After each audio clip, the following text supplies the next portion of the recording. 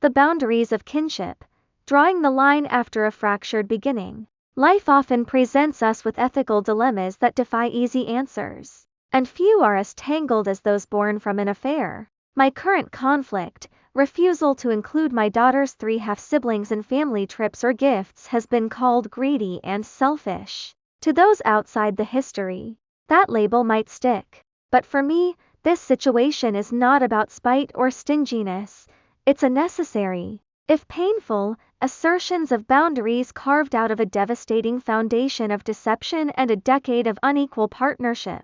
The root of this dilemma began 10 years ago with a relationship I entered unknowingly and innocently, only to discover it was built on a lie. The woman I was seeing was married with 3 children, coming from a home destroyed by infidelity. This revelation was more than a shock, it was a personal violation of my deepest values. I ended the relationship immediately, and burdened by the truth, I sought out her husband to tell him everything. I acted not out of malice, but out of a conviction that he deserved the truth and that I, inadvertently, had become part of his tragedy. My daughter was the unintended, the beautiful consequences of this deceit, a child born into a marriage that technically wasn't hers. From the start, the arrangement was a study in contrasts. When the DNA test confirmed she was mine, we settled into a 50-50 custody schedule, while I welcomed her completely into my life, establishing a new family with my wife and son.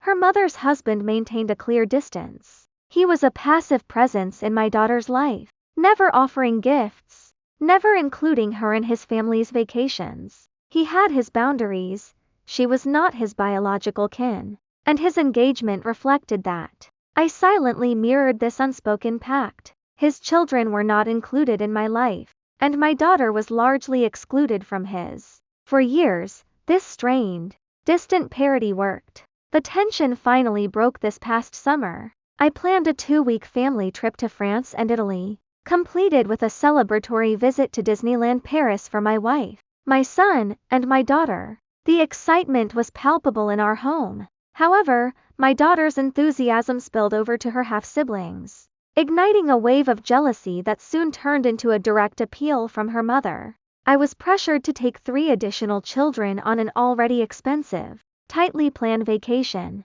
My refusal was immediate and absolute, grounded in 2 core realities: cost and identity. The logistics and expenses of 3 extra children were astronomical, far exceeding the small financial contribution her mother offered.